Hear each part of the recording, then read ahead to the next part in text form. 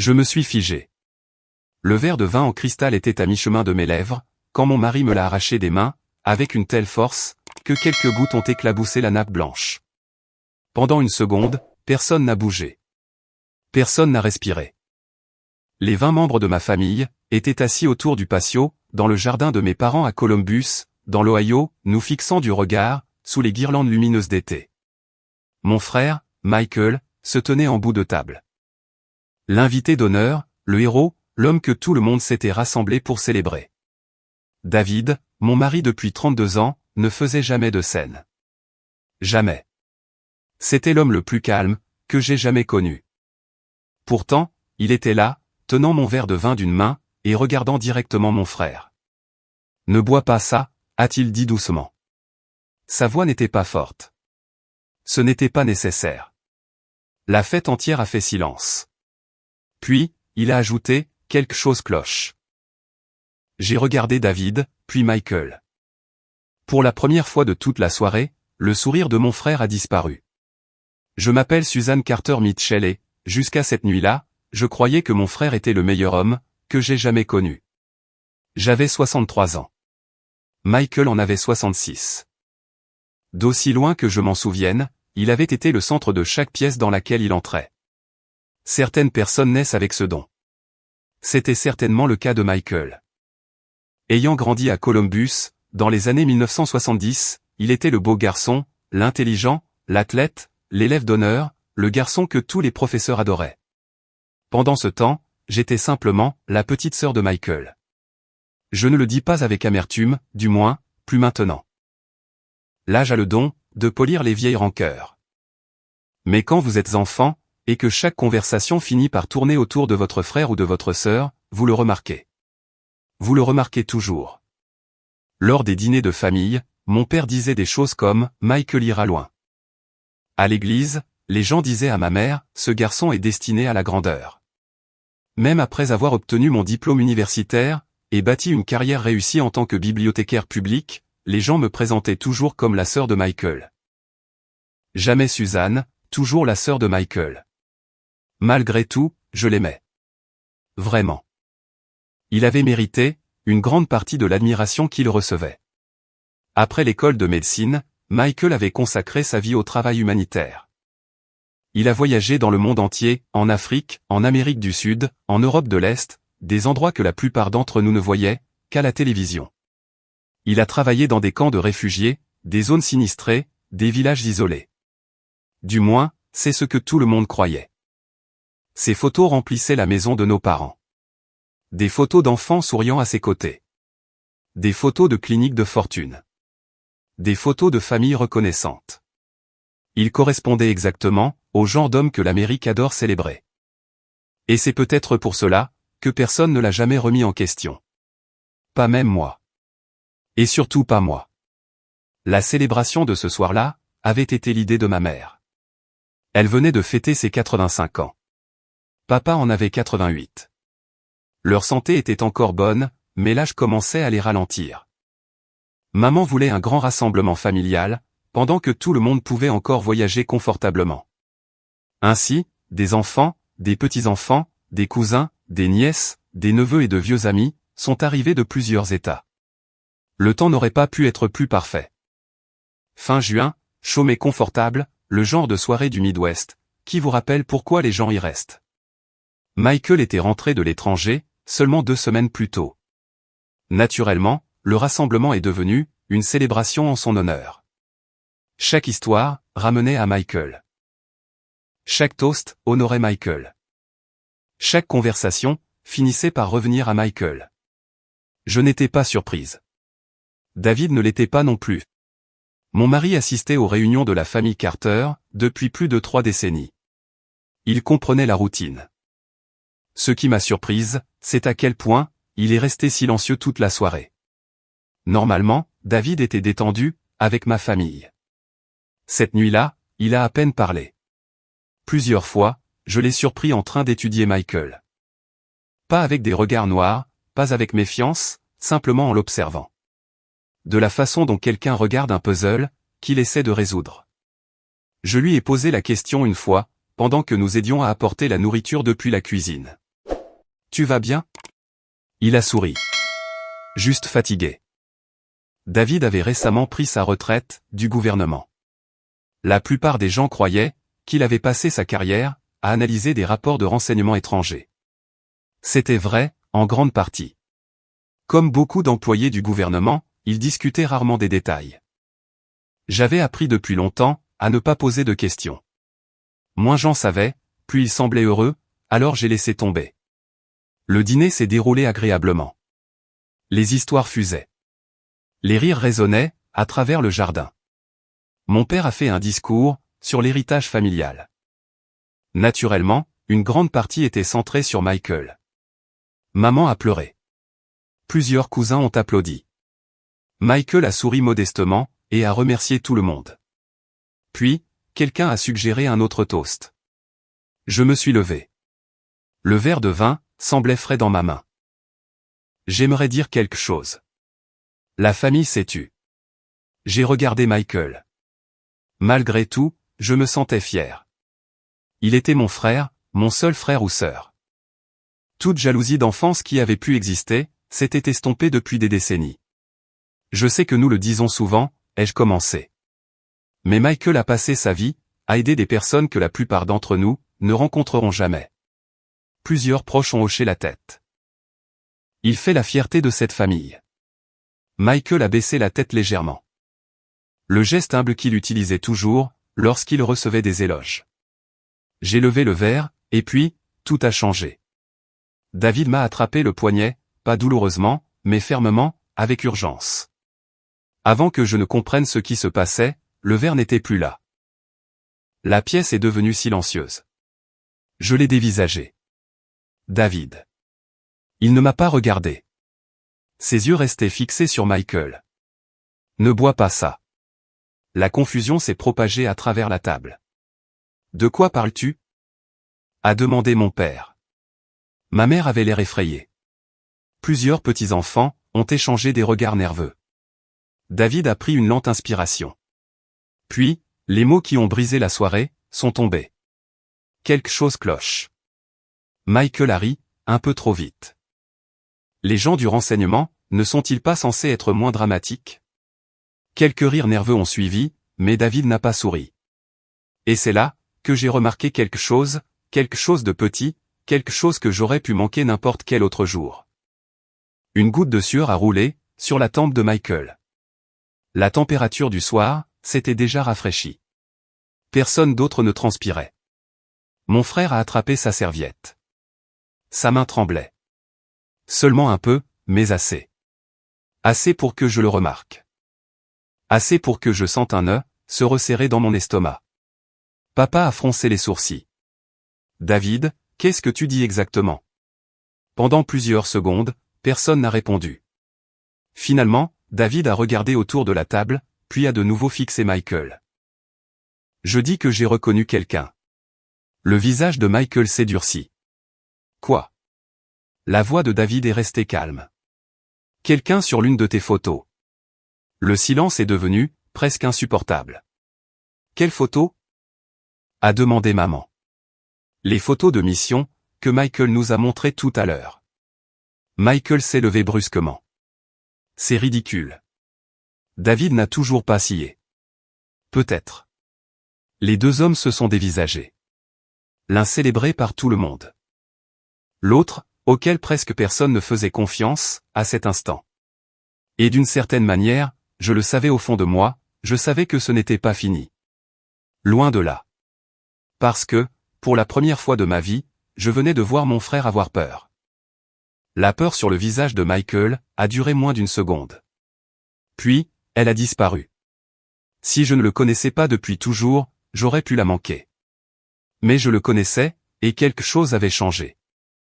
Le docteur confiant, qui avait passé toute la soirée à charmer nos proches, ressemblait soudainement à un homme en train de calculer son prochain mouvement.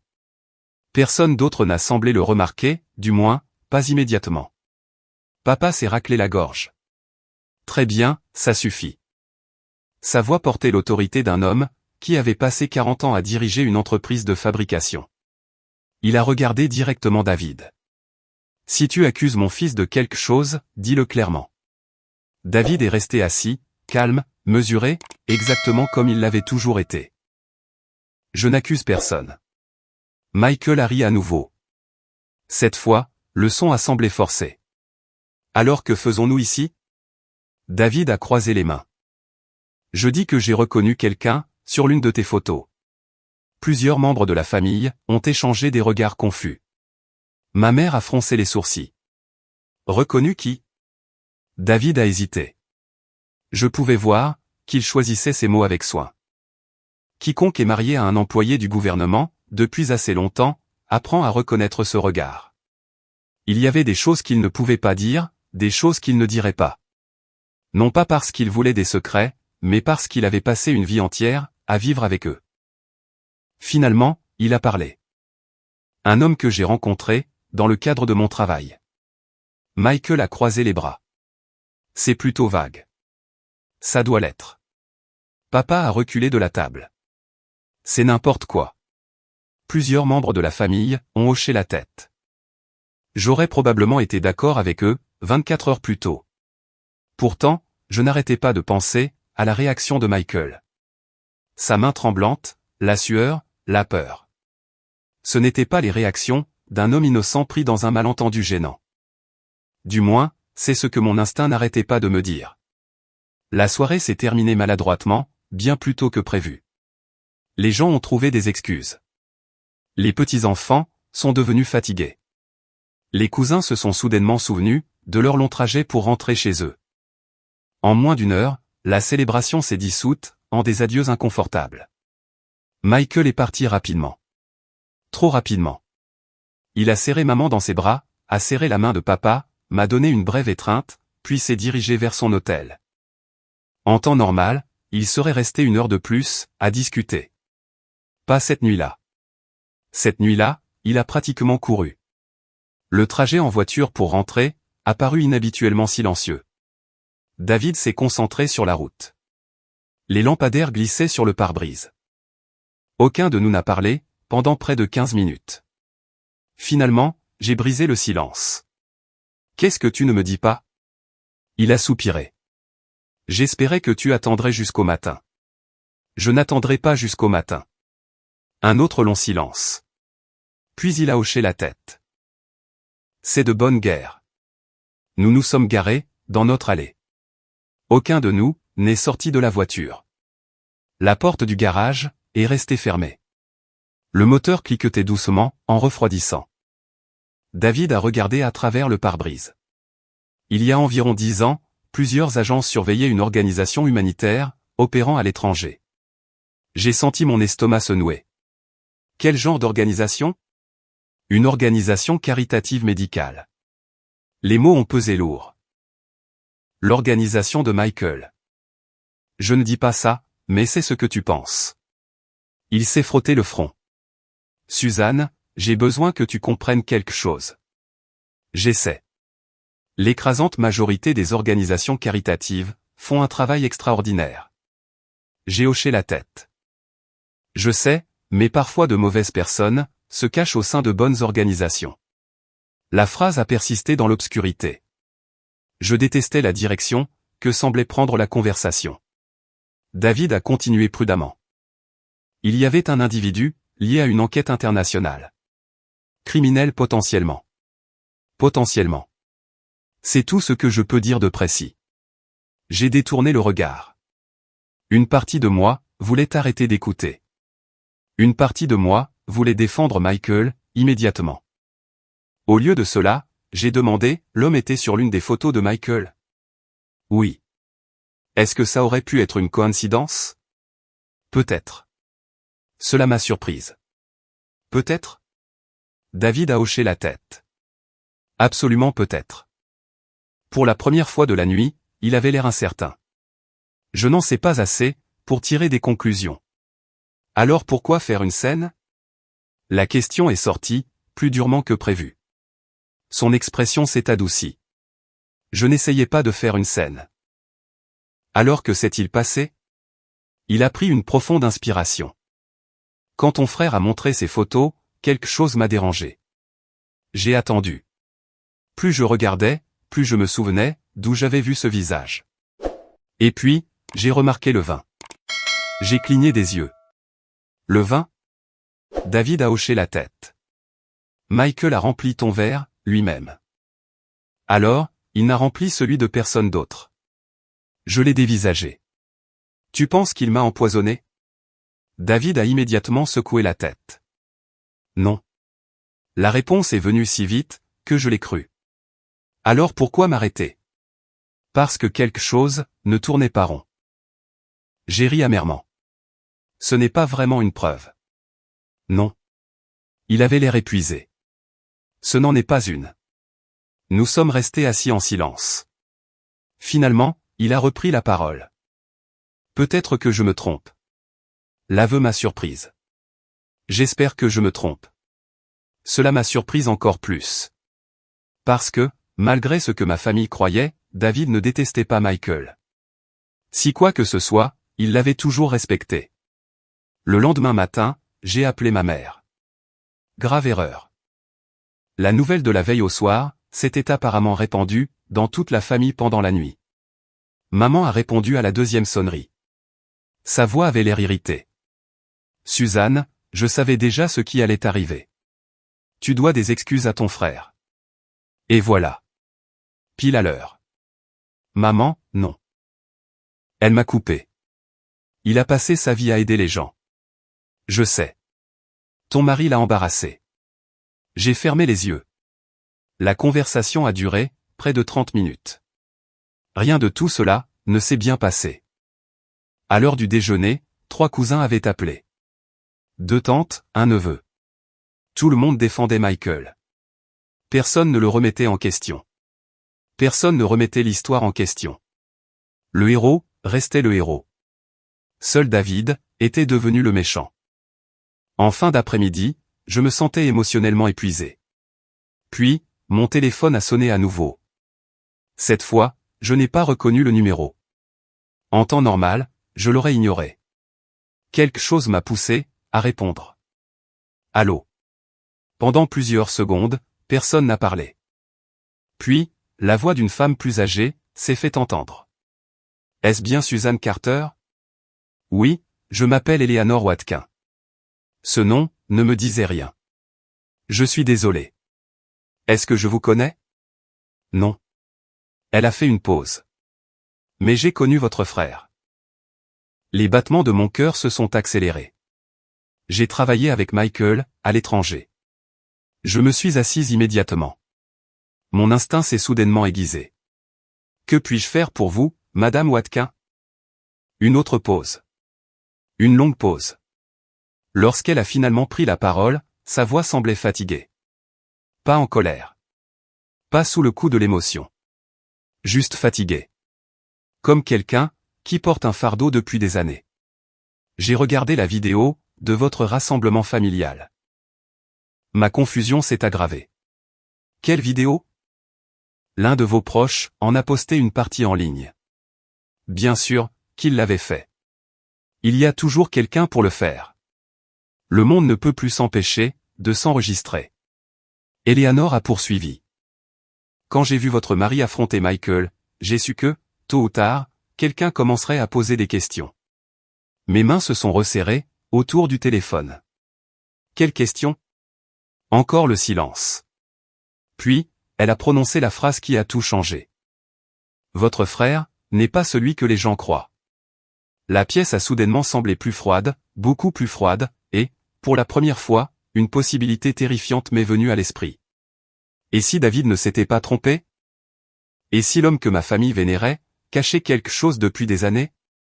Ces mots ont résonné dans mon esprit, bien après la fin de l'appel téléphonique. Votre frère n'est pas celui que les gens croient. J'étais assis seul, à la table de ma cuisine, regardant par la fenêtre l'érable, que David avait planté 20 ans plus tôt. Les feuilles bougeaient doucement, sous la brise d'été. Dehors, tout avait l'air normal. À l'intérieur, plus rien ne semblait normal. Pendant 63 ans, Michael avait été l'une des rares constantes de ma vie. Maintenant, une parfaite étrangère me demandait de remettre en question tout ce que je croyais savoir sur lui. David est entré dans la cuisine, portant 2 tasses de café. Un seul regard sur mon visage lui a indiqué que quelque chose s'était passé. Qu'est-ce qui ne va pas? Je lui ai parlé, d'Eleanor Watkin. Chaque mot. Il a écouté en silence. Quand j'ai eu terminé, il n'avait pas l'air surpris. Cela m'a dérangé. Tu t'y attendais? Non. Il s'est assis en face de moi. Mais je me doutais que quelqu'un pourrait finir par se manifester. Je l'ai fixé du regard. Que sais-tu exactement? Pas assez, David. Son expression s'est adoucie. Je le pense sincèrement. La sincérité de sa voix m'a empêché de rester en colère. Après 32 ans de mariage, je savais quand il retenait des informations, et quand il n'avait vraiment pas de réponse. C'était la deuxième option. Je pense que tu devrais la rencontrer, Eleanor. Il a hoché la tête. Si elle est d'accord. 3 jours plus tard, j'ai conduit jusqu'à Dayton. Eleanor Watkin vivait dans une petite maison de plain-pied, dans un quartier calme, rempli de retraités. Elle avait 76 ans, c'était une infirmière à la retraite, des cheveux gris, des yeux doux, le genre de femme qui me rappelait plusieurs bibliothécaires avec lesquels j'avais travaillé, au fil des ans. Rien chez elle ne semblait dramatique. Rien ne semblait manipulateur. Si quoi que ce soit, elle paraissait réticente à parler. Nous nous sommes assis sur son porche arrière, qui surplombait un petit jardin. Pendant près de 20 minutes, elle a discuté de tomates, avant de mentionner Michael. Cela seul a augmenté ma confiance. Les gens qui se précipitent pour porter des accusations ont généralement des intentions cachées. Les gens qui les évitent n'en ont souvent pas. Finalement, elle a soupiré. J'admirais votre frère, autrefois. L'affirmation m'a surprise. Vraiment? Oh, oui. Elle a souri tristement. La plupart d'entre nous l'admiraient. La douleur dans ses yeux a attiré mon attention. Pas de la colère, de la déception, quelque chose de bien plus profond. Que s'est-il passé? Elle a regardé vers le jardin. Quand j'ai rencontré Michael, il était extraordinaire. Je n'ai rien dit. Il travaillait plus dur que quiconque. Elle a fait une pause. Il se souciait profondément des patients. Ce n'était pas ce à quoi je m'attendais. La plupart des accusations commencent par des attaques, pas par des éloges. Eleanor a continué. Les premières années ont été merveilleuses. Quelle était cette organisation? Elle a nommé une organisation caritative médicale, gérant des cliniques dans des zones mal desservies, à l'étranger. Je l'ai reconnu immédiatement. Michael en parlait depuis des années. Des milliers de donateurs soutenaient son travail. Des églises récoltaient des fonds pour elle. Les journaux locaux la faisaient l'éloge. L'organisation semblait irréprochable. Qu'est-ce qui a changé, ai-je demandé. Ses épaules se sont légèrement affaissées. L'argent. 2 mots simples. Pourtant, d'une certaine manière, il paraissait lourd. Pouvez-vous m'expliquer? Eleanor a hoché la tête lentement. Au début, personne ne remarquait rien. Elle a décrit des cargaisons de fournitures médicales qui arrivaient en retard, du matériel qui disparaissait, des factures qui devenaient difficiles à suivre, des problèmes mineurs, le genre de problèmes qui surviennent dans les grandes organisations. Rien de dramatique, rien de criminel, du moins pas au début. Ensuite, de plus grandes divergences sont apparues. Des centaines de milliers d'euros, puis plus encore. L'avez-vous signalé? Elle a ri doucement. Nous avons essayé. Mon estomac s'est noué. Que s'est-il passé? Rien. La réponse a frappé fort. Rien. La direction avait toujours des explications. Elle a croisé les mains.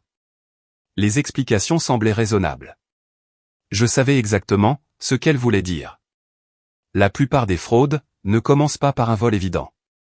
Elles commencent par des histoires plausibles, des erreurs, des problèmes comptables, des problèmes de communication, assez de vérité mélangée à assez de mensonges, pour que les gens restent à l'aise. Quel rôle a joué Michael? La question était douloureuse à poser. Eleanor a pris une profonde inspiration. Il ne dirigeait pas tout. J'ai ressenti un léger soulagement. Puis, elle a continué, mais il en savait plus qu'il ne l'a admis. Le soulagement a disparu. Comment le savez-vous? Elle m'a regardé dans les yeux. Parce que je l'ai observé. Le silence s'est installé entre nous. Des oiseaux pépiaient quelque part à proximité. Une tondeuse à gazon bourdonnait au loin. Des sons normaux. Un quartier américain normal. Le genre d'endroit où des conversations comme celle-ci ne devraient pas avoir lieu. Finalement, Eleanor a repris la parole. Michael n'était pas un monstre. Cela m'a surprise. Il ne l'était pas, non. Elle a secoué la tête fermement. Il a sauvé des vies. L'affirmation semblait sincère. Il soignait des enfants. Il travaillait de longues heures. Il réconfortait des familles. Des larmes sont apparues dans ses yeux. C'est ce qui rendait tout cela si déchirant.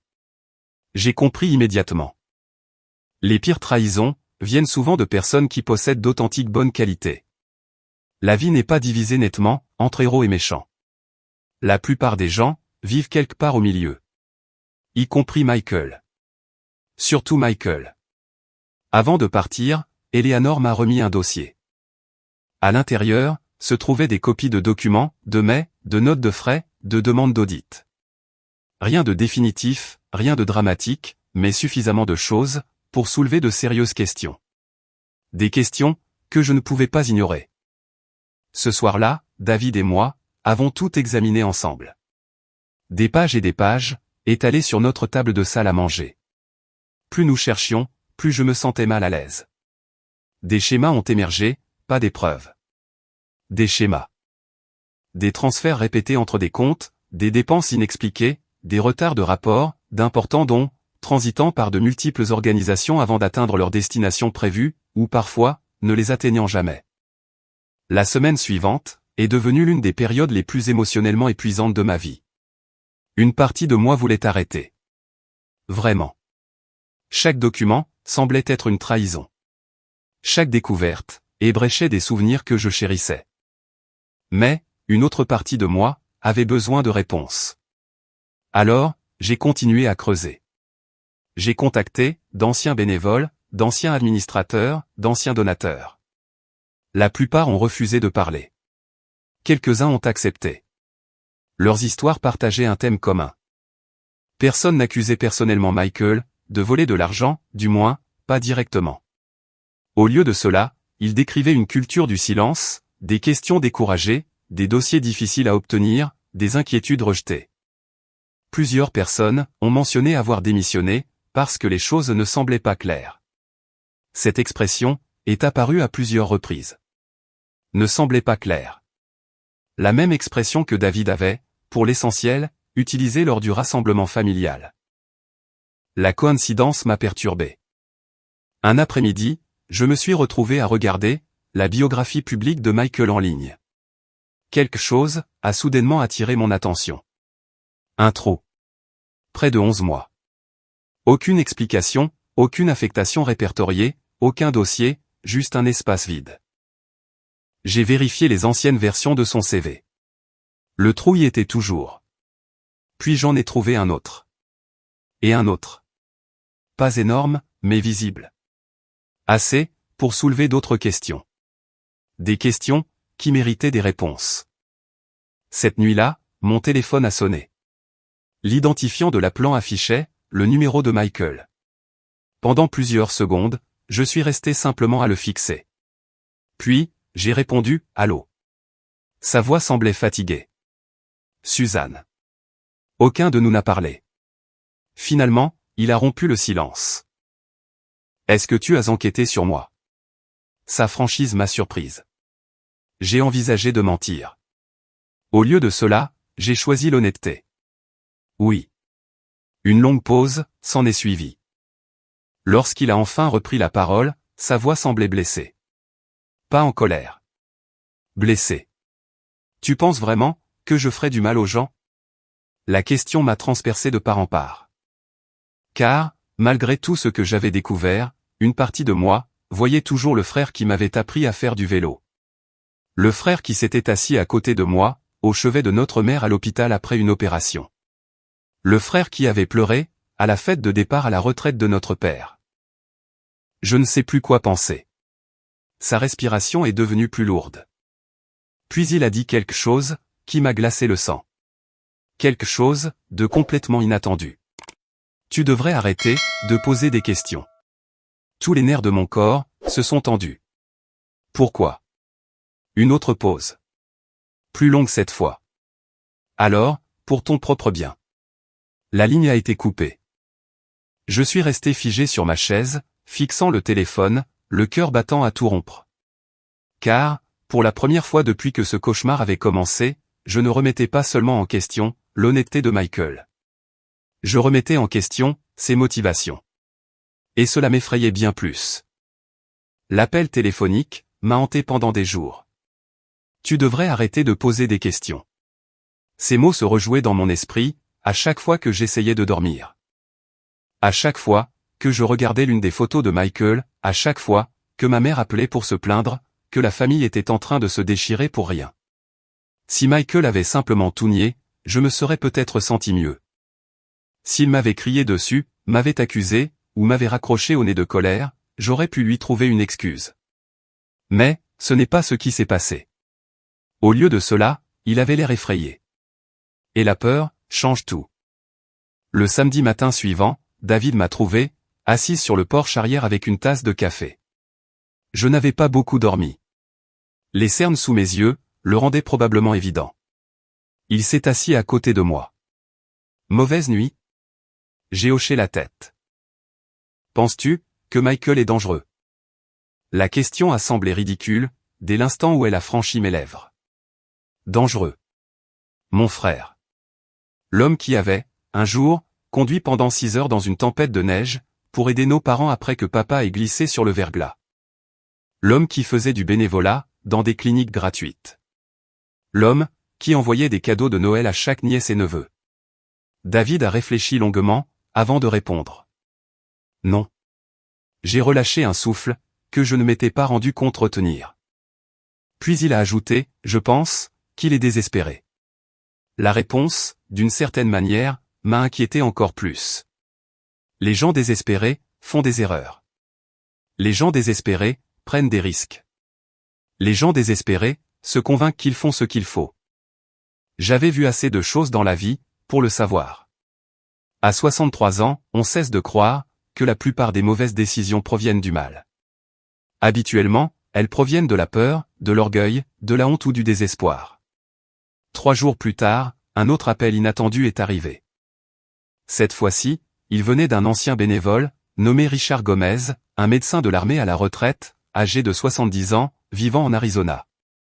Il avait travaillé avec Michael à l'étranger, près d'une décennie plus tôt.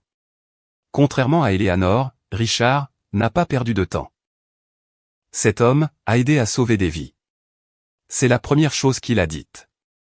Pas de bonjour, pas de présentation, juste une simple déclaration. Cet homme a aidé à sauver des vies. J'ai écouté en silence. Richard a décrit des cliniques d'urgence, des épidémies, des catastrophes naturelles, de longues journées à soigner des patients, dans des conditions impossibles. Lorsqu'il a terminé, je me sentais presque soulagé.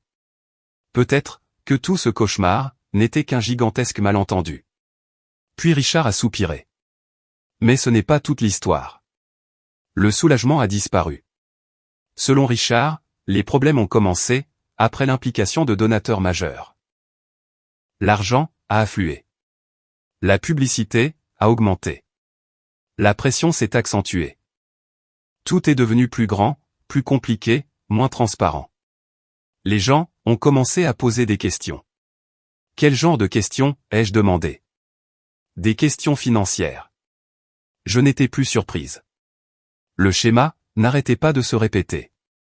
Chaque conversation ramenait à l'argent. Chaque piste finissait par mener à des fonds manquants. Richard a continué, le plus étrange, c'est que Michael n'a jamais semblé intéressé par le luxe. Cela a attiré mon attention, parce que c'était vrai. Michael ne possédait pas de yacht. Il ne conduisait pas de voiture de sport exotique. Il ne vivait pas comme un millionnaire. Son mode de vie paraissait confortable, mais modeste. Alors où est passé l'argent? Richard a ri. Si je le savais, je n'aurais pas passé des années à me le demander. C'était un argument valable. Avant de terminer l'appel, il a dit quelque chose qui m'est resté en tête. Votre frère s'est convaincu qu'il protégeait quelque chose de plus grand que lui-même. Qu'est-ce que cela signifie? Cela signifie que les gens peuvent justifier presque n'importe quoi, s'ils croient que la mission a de l'importance. Après avoir raccroché, je suis resté assise en silence, pendant près d'une heure, parce que je comprenais exactement ce que Richard voulait dire. L'histoire était pleine de gens bien qui ont commis de terribles actes, tout en croyant servir une cause plus noble. 2 semaines plus tard, l'histoire a éclaté. Un journal régional a publié un article d'investigation. Le titre mentionnait l'organisation caritative par son nom. Des questions sur les dossiers financiers, la documentation manquante, les audits internes, les inquiétudes des donateurs. Pas d'accusations criminelles, pas d'accusations contre des individus spécifiques, juste des questions. Mais, les questions ont suffi. Dans les 48 heures, les médias nationaux ont repris l'histoire. Le conseil d'administration a annoncé une enquête interne. Plusieurs dirigeants ont démissionné. La pression publique s'est intensifiée rapidement.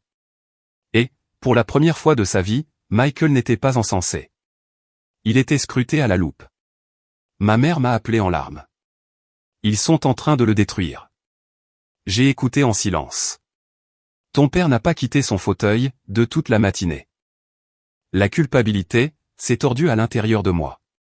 Non pas parce que je croyais que Michael était innocent, mais parce que je savais que mes parents souffraient. À 85 et 88 ans, ils ne méritaient pas ça. Aucun parent ne le mérite. Une semaine plus tard, Michael a appelé. Sa voix semblait plus vieille. Beaucoup plus vieille, comme celle de quelqu'un portant 45 kilos sur ses épaules. Pouvons-nous nous voir? J'ai accepté. Nous avons choisi un petit restaurant à mi-chemin entre nos maisons respectives, un endroit que nous visitions enfants, le genre de restaurant où les tasses de café ne restent jamais vides. Quand je suis arrivé, il était déjà installé. Pendant plusieurs minutes, aucun de nous n'a parlé. Le silence semblait lourd. Finalement, Michael a eu un faible sourire. Tu te souviens quand papa nous amenait ici, après les matchs de baseball? J'ai hoché la tête. Je m'en souviens. Un autre silence. Puis il m'a regardé directement. Je suis fatigué. L'honnêteté m'a surprise. Fatigué de quoi? De tout ça? Ses yeux paraissaient injectés de sang, épuisés, vaincus, rien à voir avec le médecin célèbre de notre fête de famille. J'ai soudainement vu un homme vieillissant, un homme imparfait, un homme effrayé. Et malgré tout, il était toujours mon frère. Dis-moi la vérité, ai-je dit. Il a fixé son café pendant un long moment. Puis enfin, je n'ai jamais volé d'argent. La déclaration est venue rapidement, presque comme si elle avait été répétée. Je n'ai rien dit. Il a continué, je n'ai jamais acheté de manoir. Je n'ai jamais acheté de voiture de luxe. Je n'ai jamais caché d'argent dans des paradis fiscaux. Encore une fois, je suis restée silencieuse. Parce que, ce n'étaient plus les questions que je me posais. Michael l'a remarqué. Un sourire triste a traversé son visage. Tu te demandes ce que j'ai fait. J'ai hoché la tête.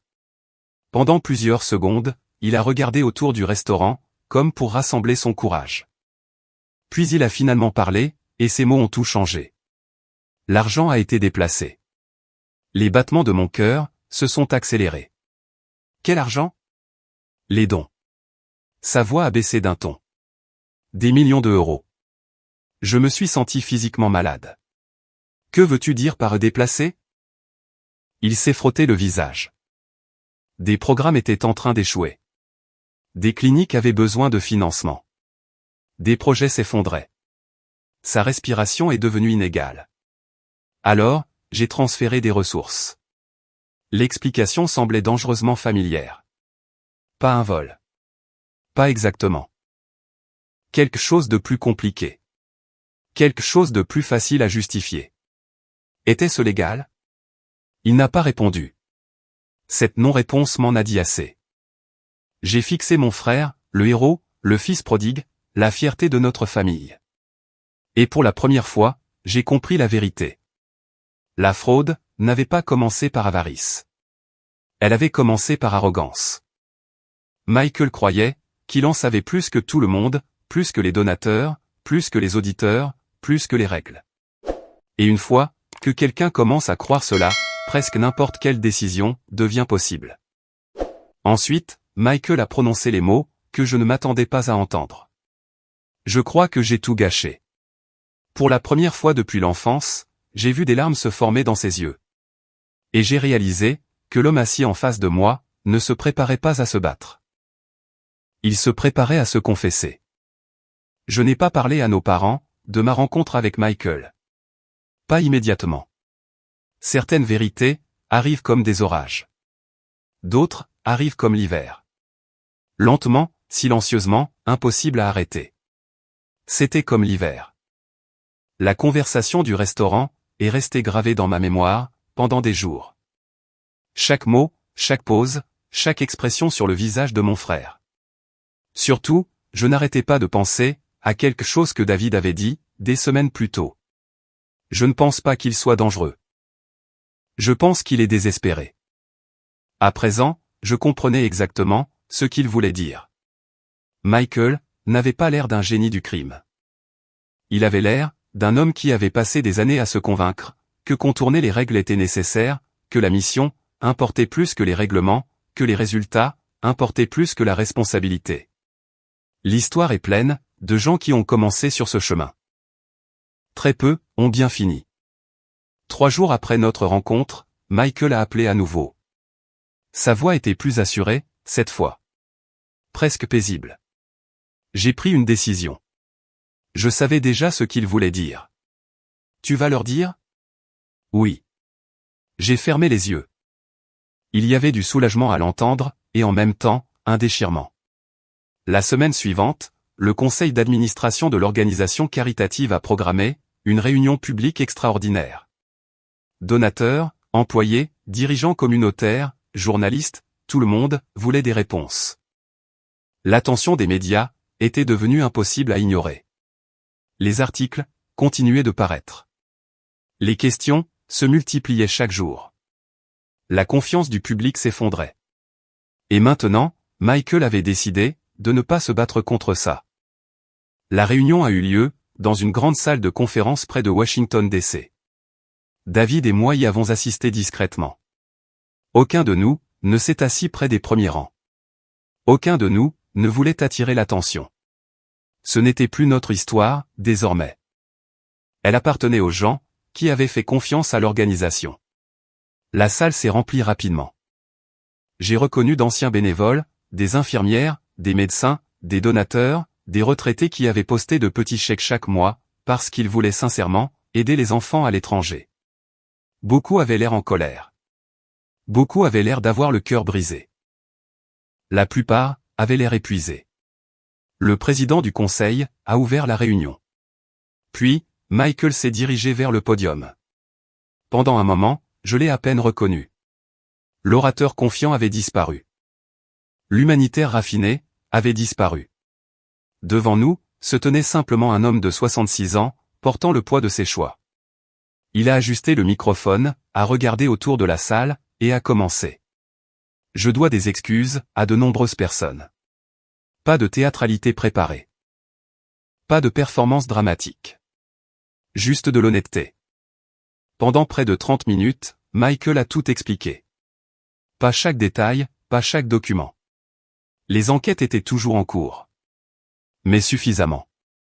Suffisamment pour que les gens comprennent ce qui s'était passé.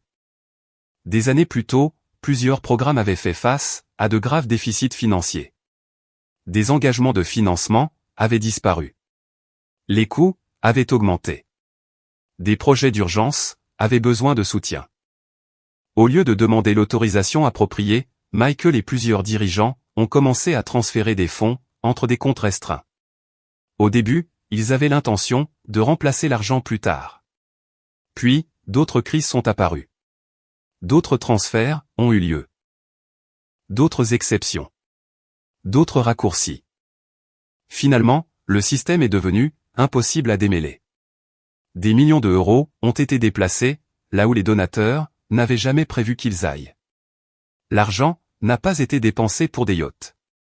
Il n'a pas été caché dans des comptes secrets. La majeure partie finançait toujours le travail médical, mais là n'était pas la question. La confiance avait été violée. La transparence avait disparu. Et les gens avaient perdu le droit de décider comment leurs propres dons étaient utilisés. Pendant que Michael parlait, personne n'a interrompu. Personne n'a crié. Le silence semblait plus lourd que la colère. Parce que la déception fait souvent plus mal. Finalement, il a baissé la tête. Je croyais que la mission justifiait mes décisions. Sa voix s'est brisée. J'avais tort. La salle est restée silencieuse. J'aurais dû faire confiance au processus. J'aurais dû dire la vérité. J'aurais dû accepter l'échec au lieu d'essayer de tout contrôler. Pour la première fois, des larmes ont coulé sur son visage. Pas des larmes dramatiques. Pas des larmes de comédie. Le genre de larmes que les personnes âgées reconnaissent immédiatement. Celles qui viennent quand l'orgueil se brise enfin. Je suis désolé. Lorsqu'il s'est éloigné du podium, personne n'a applaudi. Personne n'aurait dû. Ce n'était pas une victoire. C'était la responsabilité. Les retombées sont arrivées rapidement. Les licences professionnelles ont été réexaminées. Les enquêtes civiles se sont élargies. Les membres du conseil d'administration ont démissionné. Plusieurs programmes ont fermé temporairement, pendant que les dossiers étaient audités. L'organisation caritative a survécu, de justesse. Mais, la carrière de Michael, non. En l'espace de quelques semaines, il a démissionné de tous ses postes de direction. Les journaux, qu'il avait autrefois encensés, décrivaient désormais ses échecs. Sa réputation s'est effondrée presque du jour au lendemain. Le voir se produire a fait plus mal que je ne l'aurais cru. Non pas parce qu'il était innocent, mais parce qu'il était humain. Et voir un être humain chuter n'est jamais facile, même lorsqu'il mérite d'en subir les conséquences. La conversation la plus difficile a eu lieu plus tard, chez mes parents. Juste nous quatre. Maman, papa, Michael, moi. La même salle à manger, où d'innombrables fêtes avaient été célébrées. La même pièce, où Michael avait passé des décennies à être couvert d'éloges. Cet après-midi-là, l'ambiance était très différente. Personne ne savait comment commencer. Finalement, papa a pris la parole. Sa voix semblait plus vieille que je ne l'avais jamais entendue. 88 ans. Il fixait la table. Je pensais que je comprenais les gens. Personne n'a répondu. Puis, il a regardé Michael. Je t'ai laissé tomber. Mon frère a immédiatement secoué la tête. Non. Si. Les yeux de papa se sont remplis de larmes. Je t'ai mis sur un piédestal. La pièce est devenue complètement silencieuse. J'attendais la perfection. Sa voix tremblait. Et quand les gens attendent la perfection, ils arrêtent de poser des questions. Maman a commencé à pleurer doucement. Papa a continué. J'ai ignoré les signes d'avertissement, parce que je voulais y croire. Ces mots m'ont frappé plus fort que tout ce que Michael avait avoué. Parce qu'ils étaient vrais. Pas seulement à propos de notre famille. À propos de nombreuses familles, de nombreuses communautés, de nombreuses institutions. Quand nous vénérons les gens, nous arrêtons de les voir clairement. Et cela peut devenir dangereux. Puis, quelque chose d'inattendu s'est produit. Papa s'est tourné vers moi. Pendant plusieurs secondes, il n'a pas pu parler. Quand il l'a finalement fait, sa voix s'est brisée. Suzanne. J'ai levé les yeux. Il a tendu le bras à travers la table, a pris ma main, et a prononcé les mots que j'avais attendu d'entendre pendant 60 ans. Je suis désolé. La pièce est devenue floue à cause des larmes. Pourquoi? Il m'a serré la main. Pour t'avoir fait sentir que tu étais la deuxième. Les larmes sont venues immédiatement. Je ne pouvais pas les arrêter. Lui non plus. Tu méritais mieux. Tous les souvenirs d'enfance ont soudainement reflué. Chaque comparaison. Chaque réussite ignorée. Chaque moment, passé à vivre dans l'ombre de Michael. Et maintenant, à 63 ans, mon père le reconnaissait enfin. Il ne le défendait pas. Il ne l'expliquait pas. Il le reconnaissait. Parfois, la guérison commence avec 3 simples mots. Je suis désolé. Et, pour la première fois depuis des décennies, notre famille a commencé à dire la vérité. 1 an plus tard, notre famille s'est réunie autour d'une autre table. L'atmosphère n'aurait pas pu être plus différente de la célébration qui avait tout déclenché. Pas de journalistes. Pas de discours. Pas d'invités d'honneur. Pas de banderoles surdimensionnées, louant les accomplissements de qui que ce soit. Juste la famille. Juste la nourriture. Juste des gens, essayant d'aller de l'avant. Et, curieusement, ce fut le rassemblement, le plus paisible, que nous ayons eu depuis des années. Les 12 mois précédents, nous avaient tous changé. Certains changements sont venus par la douleur. D'autres sont venus par l'honnêteté. Quelques-uns sont venus par une simple acceptation. Les enquêtes ont fini par se conclure. Les conclusions ont largement confirmé ce que Michael avait admis. Il n'y avait eu aucune fortune secrète, aucun manoir caché, aucun compte offshore, aucun mode de vie luxueux, financé par des dons volés. Au lieu de cela, les enquêteurs ont trouvé quelque chose, à la fois moins dramatique et plus troublant. Des années de décisions financières non autorisées.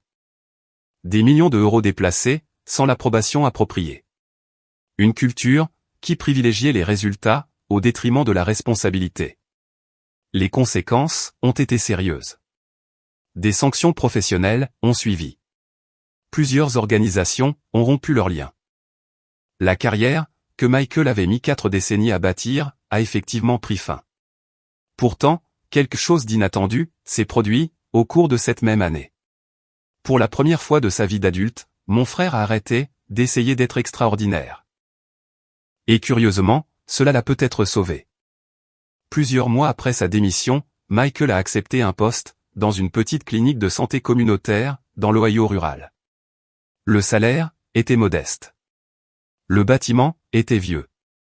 Le travail manquait de prestige. Aucun journaliste ne s'y intéressait. Aucun donateur n'assistait à des collectes de fonds. Aucun prix n'était décerné. Il traitait simplement les patients, jour après jour. En silence. Un métallurgiste à la retraite, atteint de diabète. Une grand-mère veuve, gérant une maladie cardiaque. Des vétérans, des agriculteurs, des ouvriers d'usine. Des gens qui avaient besoin d'aide. Des gens qui se moquaient des gros titres. Parfois, quand je lui rendais visite, je le regardais à travers la fenêtre de la réception. Les vieilles habitudes avaient disparu. Plus de discours. Plus de grands projets. Plus besoin de sauver le monde. Juste un patient à la fois. Cela semblait plus sain. Pour lui. Pour tout le monde.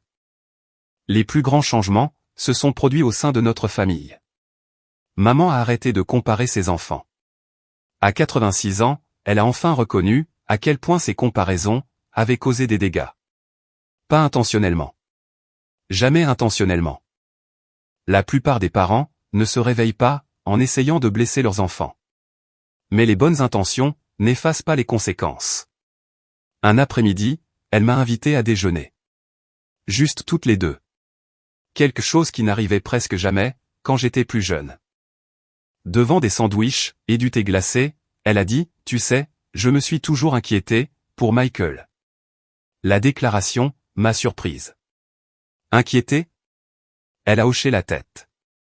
Il avait besoin d'être constamment rassuré. J'ai réfléchi à ça. Elle avait raison. Michael avait toujours eu besoin d'approbation, d'éloges, de reconnaissance, de validation. J'avais passé ma vie à envier l'attention qu'il recevait. Et, ce n'était que maintenant que je réalisais qu'il en avait été dépendant. Pendant ce temps, moi, j'avais appris à me débrouiller seul.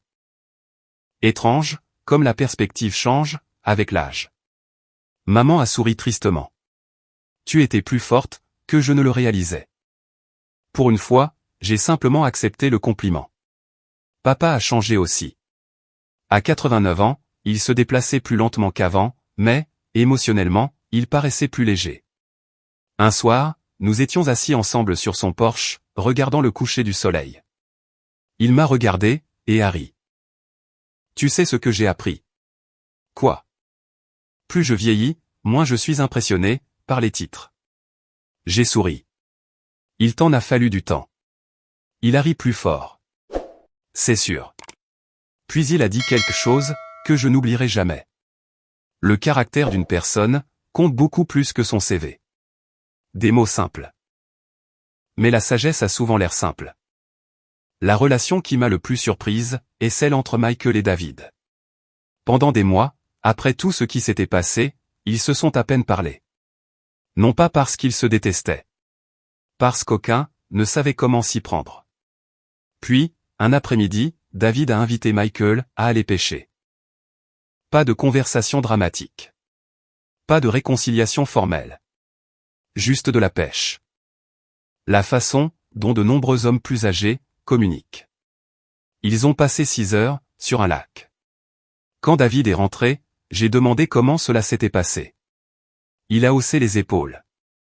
Nous avons attrapé 3 poissons. C'est tout? À peu près. Mais j'ai remarqué quelque chose. La tension a disparu. Parfois, le pardon arrive discrètement, sans discours, sans annonce, sans que personne ne s'en rende compte. Plus tard, cet été-là, toute notre famille s'est de nouveau réunie. Le même jardin, les mêmes guirlandes lumineuses, le même ciel d'été dans l'Ohio. Seulement cette fois, personne ne se tenait en bout de table. Personne n'était traité comme un héros. Personne n'était traité comme une déception. Pour la première fois, nous étions simplement des égaux. À un moment donné, Michael s'est approché et s'est assis à côté de moi. Nous regardions nos petits-enfants courir après les lucioles à travers la pelouse. Pendant plusieurs minutes, aucun de nous n'a parlé. Puis, il a brisé le silence. Tu sais, ce qui fait le plus mal? Je l'ai regardé. Quoi? Il a réfléchi un instant. Perdre la confiance des gens. J'ai hoché la tête. C'était logique. Il a regardé vers le jardin. J'ai passé des années à m'inquiéter pour ma réputation. Une autre pause. Mais la réputation, ce n'est pas la même chose que l'intégrité. L'affirmation est restée suspendue entre nous. Puis il a souri tristement. J'aimerais avoir appris cela plus tôt. Moi aussi. Il a ri doucement. C'est de bonne guerre. Nous sommes restés assis ensemble, à regarder les enfants jouer. Frères et sœurs, plus âgés maintenant. Plus sages, espérons-le. Certainement plus humbles. En regardant en arrière, je pense parfois à ce verre de vin, celui que David a retiré de ma main. Le moment où tout a changé. À l'époque, je pensais que mon mari avait gâché une fête. En réalité, il a sauvé notre famille. Non pas parce qu'il a dénoncé Michael, mais parce qu'il a mis en lumière un problème plus profond. Nous avions confondu l'admiration avec la vérité. Nous avions confondu la réussite avec le caractère. Nous avions placé un être humain sur un piédestal qu'aucun être humain ne pouvait occuper en toute sécurité. Et, au bout du compte, ce piédestal s'est effondré. La leçon n'était pas que Michael était mauvais. Il ne l'était pas. La leçon, c'était que les gens bien peuvent prendre de terribles décisions. Surtout, quand personne ne les remet en question. Surtout, quand les éloges deviennent plus importants que la responsabilité. Surtout, quand le succès devient une partie de leur identité. Les personnes qui nous aiment vraiment ne sont pas celles qui nous applaudissent le plus fort. Ce sont celles qui sont prêtes à nous dire quand nous avons tort. Même quand cela leur coûte. Même quand personne d'autre ne comprend. Même quand cela fait mal. Si cette histoire vous a rappelé quelqu'un dans votre propre vie, ou vous a appris quelque chose sur le pardon, la responsabilité ou la famille, j'espère que vous prendrez un moment pour y réfléchir. Et si vous avez déjà vu quelqu'un que vous aimez trébucher, tomber et retrouver son chemin, n'hésitez pas à partager votre expérience. Des histoires comme celle-ci nous rappellent qu'aucun d'entre nous n'est parfait. Nous apprenons tous. Nous grandissons tous. Et parfois, les victoires les plus importantes se produisent bien après la fin des applaudissements.